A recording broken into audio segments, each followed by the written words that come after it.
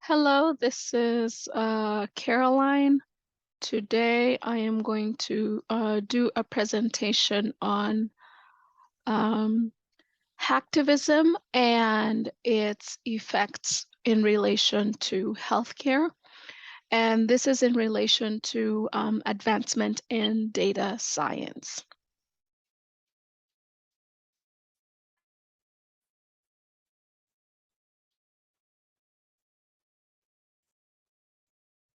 So what is hacktivism? What's data science to begin with? So data science is when we analyze information that has been retrieved from raw data, and this is normally geared for institutions to um, help make them better decisions, because we take data from the raw state to more of a one that can be consumed by the end user. It's also a form of managing the data better, to make it more efficient, to bring meaning to it. What is hacktivism? Well, hacktivism is defined basically as the act of either going into a website or a computer or some kind of computer network to accomplish a goal of either social, political, or economic theft. Sometimes they do that either when they want to sabotage another person's goal. This is mostly done by people who either are against the form of the form of whatever the team is envisioning. So, for example, in this case, when it comes to healthcare, when they afflict the healthcare industry with hacktivism, their goal is to either frustrate institutions and or governments into either conforming to their ways or changing their political standpoint on a certain matter, or a law that maybe they were considering on implementing. So let's talk about some of the things that people who practice hacktivism do to afflict healthcare.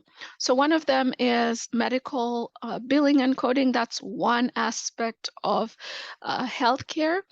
So here, this is where we have payment information or coding, basically. So one of the places that they do afflict is medical billing and coding. So this is where, we have expenses that have either like accrued for patients, or some of that information either have personal details. So for example, things like social security information or addresses and things like that. So this is where they might either steal that information and take that to the black market. That's considered as doxing. We also have alteration of payment details. Now, you might wonder, why would they steal payment information? Well, they do that because either they can cause identity theft, because if they have all your information, your social security, your address, information that you can use to either like open up credit card accounts or bank accounts, those are things that can be used. So that ties into that third point, where once they have the information that they need, then they just go ahead and either commit fraud or sell it to the highest bidder on the black market. And so, that ends up afflicting, the day-to-day person who, has to now struggle to either like try to negate those accounts or try to report them as stolen identity.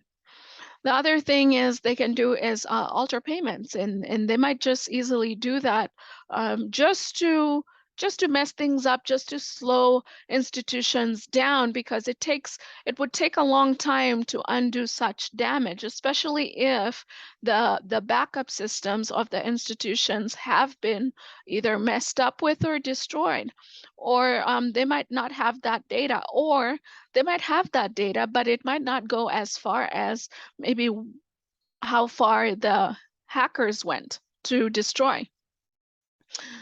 The other thing is they might flood the portals, and they do that because they want to slow down the institution. So by doing so, by flooding, and that's called, I believe, like DDoS. So when they flood the portals, it it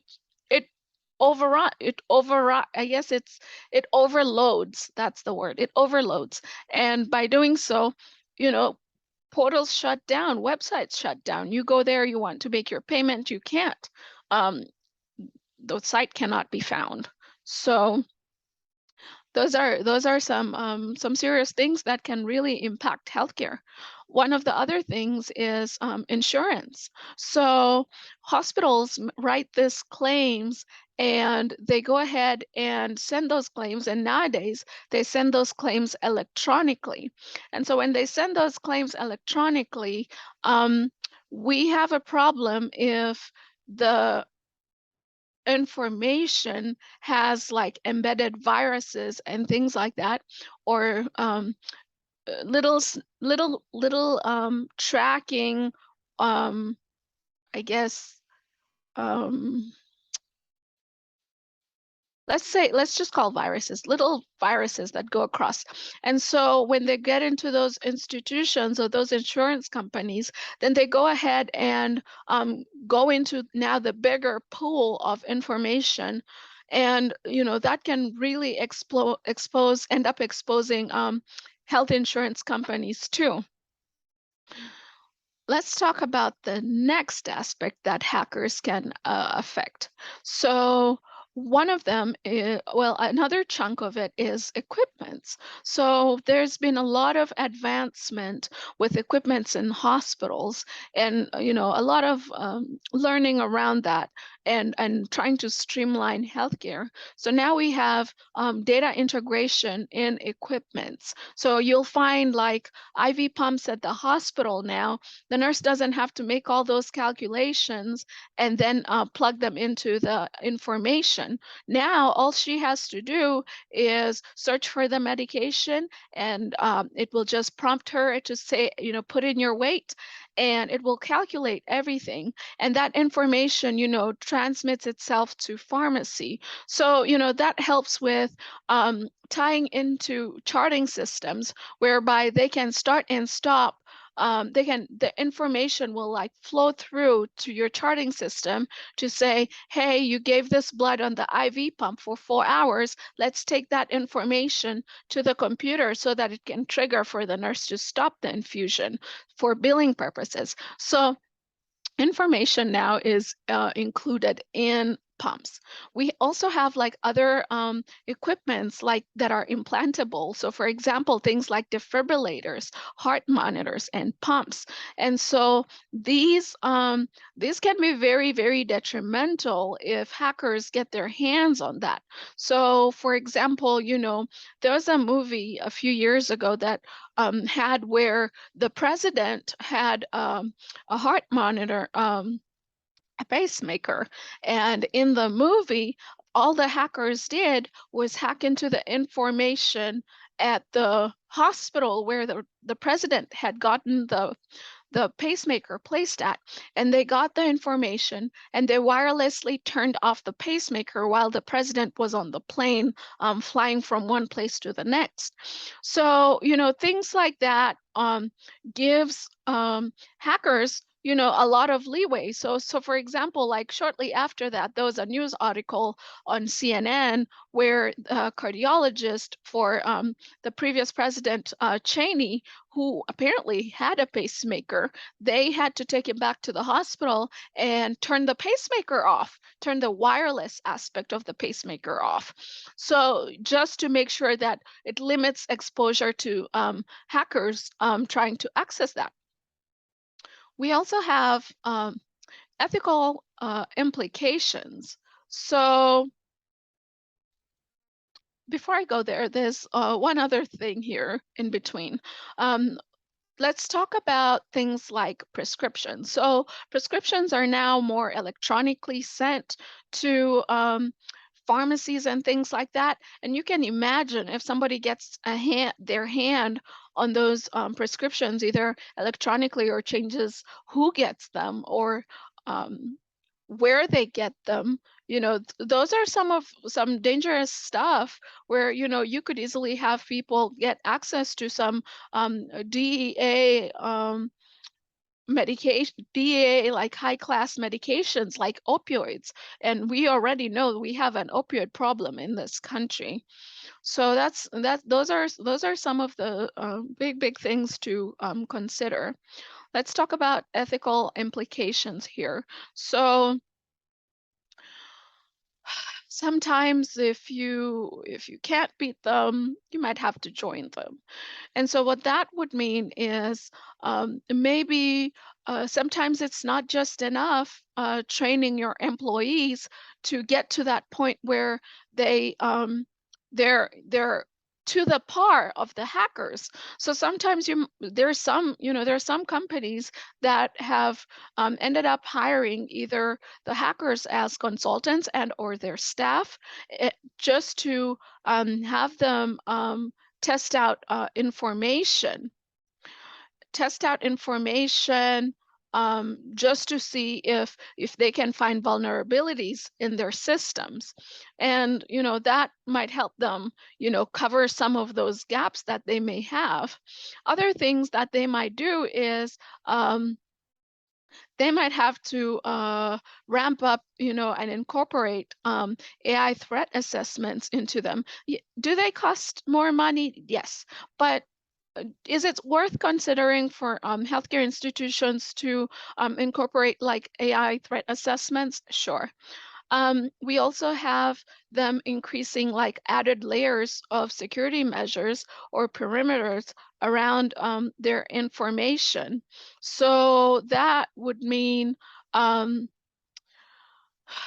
adding more layers to networking systems, or introducing things like multi-factor authentication, be it by text or call, tiered to individual people, just to try and see if they can curb that information. The other thing they might do for the end users, like the staff and or even IT, is to just try and encourage them to change passwords frequently, be it every 90 days or so, just to try and also configure their password so that they're not just easy passwords too.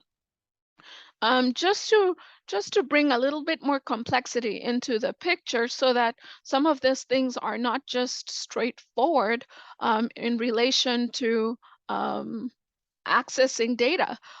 Sometimes they might add more like security questions and things like that. So, we have a lot of ethical and moral implications too. So that would tie into the people that are being hired, for example, either in the cybersecurity or the IT team, or even just regular staff, training them and just reminding them to know what to look out for, and setting up things that, telling them to report things when they have issues, or when they have challenges, or if they suspect any phishing or anything like that, then they should go ahead and report.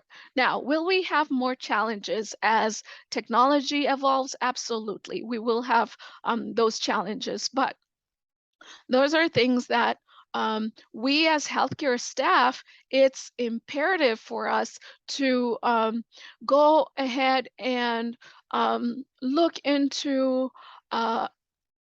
as healthcare evolves, are we abreast of the changes that are happening in relation to data science? Because sometimes healthcare is a little behind when it comes to technology. So technology is here to stay. It will constantly evolve. We will have to continue to uh, advance too, and always keep considering any ethical or moral implications that it might have into this industry. So just to make sure that you're able to cover any loopholes. Um, let's see, what else? I went ahead and um, included references for the information. Um, thank you all. I do have 10 references to this slide, but I'll just stop here. Thank you.